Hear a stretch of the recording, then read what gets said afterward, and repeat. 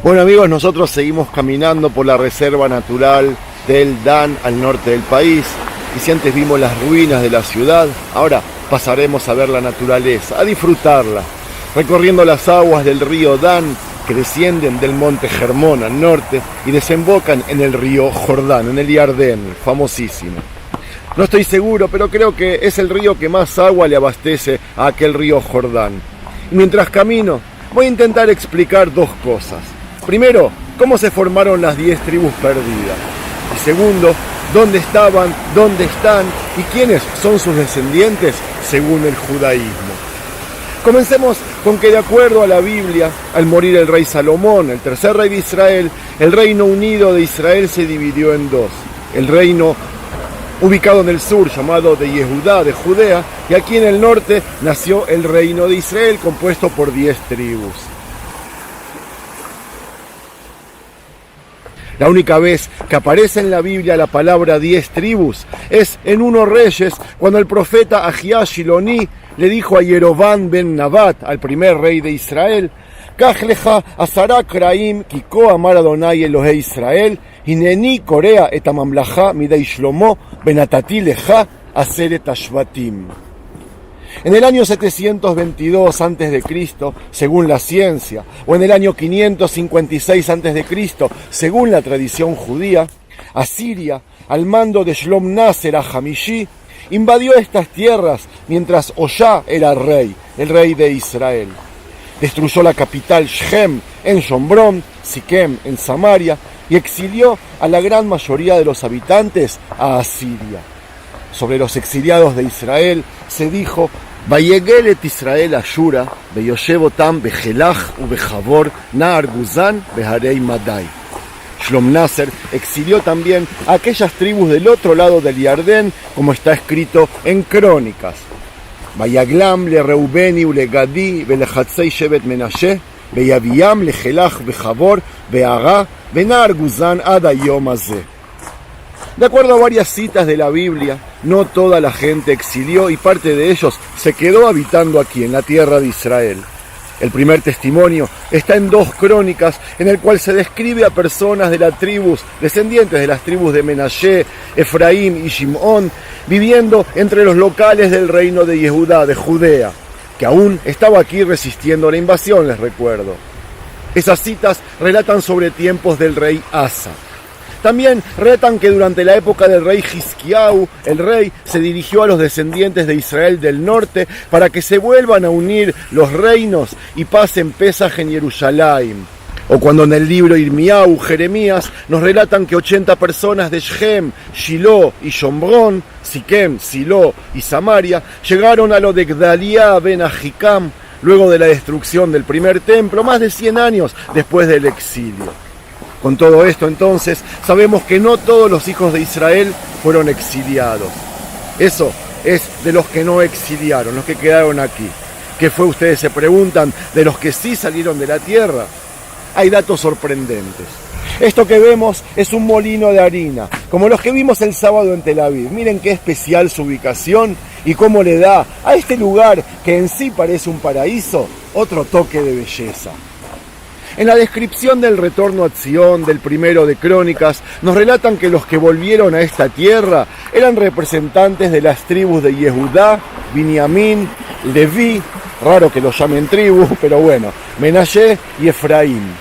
Y digo raro que los llamen tribu a los de Leví, porque de ser así, si ellos eran una tribu, entonces tendríamos 13 tribus en Israel. Pero eso es para otro capítulo, yo una vez escribí sobre el tema. La pregunta que nos hacemos ahora es: ¿a dónde fueron exiliados exactamente? Según las fuentes, las 10 tribus llegaron a 3 posibles lugares. El primero es a Guzán y Jabor, el segundo es en África, en el continente africano, y el tercero detrás del río Zambatión. Respecto al primer lugar, Guzán y Jabor, es un lugar citado en la Biblia. Vayegel et Israel Ashura, veyeshiv otam bejalach ubejabor nahar Guzán beharei Madai, como les leí antes. Nos estamos refiriendo al noreste de Siria, cerca de la frontera con Turquía, en donde hay un sitio arqueológico identificado con la ciudad Guzán, cerca del río Jabor. Esa ciudad era enorme. Era un centro urbano de tal dimensión que pudo haber albergado a las 10 tribus enteras. Hay además documentación que data del siglo 7 a.C., fuera de la Biblia, algo no bíblico, que asegura que allí llegó las 10 tribus de Israel. Cuando hablamos de África, nos basamos en el Talmud y en una historia escrita por el viajante inglés del año 1601, que escribió acerca de una tradición que aseguraba que las tribus perdidas estaban en Etiopía, se encontraban ahí. Esta tradición explicaba que los judíos de Israel no podían salir de allí y retornar a su tierra prometida por las tormentas de arena y un mar arenoso que separaba Etiopía de Egipto. Las aguas de ese mar corrían a una velocidad increíble, sin cesar, de domingo a viernes.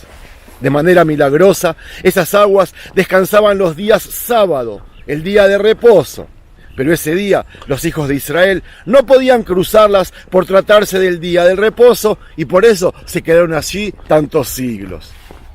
La tercera teoría habla de detrás del río Sambatión, que también se basa en interpretaciones judías del Talmud Yerushalmi, en el cual está escrito que los exiliados fueron llevados hasta ese lugar. Esto es lo que está escrito. Le shalosh galuyot galu Israel. Achat lifnim minar Sambatión. Ba'achat ledifnei shel Antochia. Ba'achat sheyarad alem aanan bekisaotam. Eso es lo que dice. Y amigos, no se rían, pero hay una leyenda sobre el nombre del río Sambatión que dice que deriva de la palabra Shabbat. ¿Y saben por qué? Porque el río corría 6 días a la semana y descansaba durante el Shabbat. Y esa fue la razón por la que los hijos de Israel no lograban retornar a Sion. Flavio Josefo escribió sobre ese río. Él había escrito que Tito lo vio y él escribió también que Plinio el Viejo dijo que las 10 tribus perdidas estaban ahí en una trampa porque las aguas del río bajaban solo los sábados y nadie se animaba a cruzarlo por tratarse del día del descanso y no querían profanar el Shabbat. Amigos, a continuación les voy a pasar a leer una lista de comunidades judías por el mundo que dicen ser descendientes de esas tribus. Y quiero aclarar que cuando uno dice judío, por lo menos yo, estoy generalizando a todas las tribus de Israel. No vale la pena entrar en detalles ahora, amigo. Lo único que quiero decir es que a mi país se lo llama Israel y no Judea, precisamente para dejarle abierta la puerta a los descendientes de todas las tribus de Israel, incluso las perdidas. Muchos ya han retornado, otros están en ese proceso. Toda esta lista está reconocida por el rabinato judío como descendientes de todas las tribus de Israel.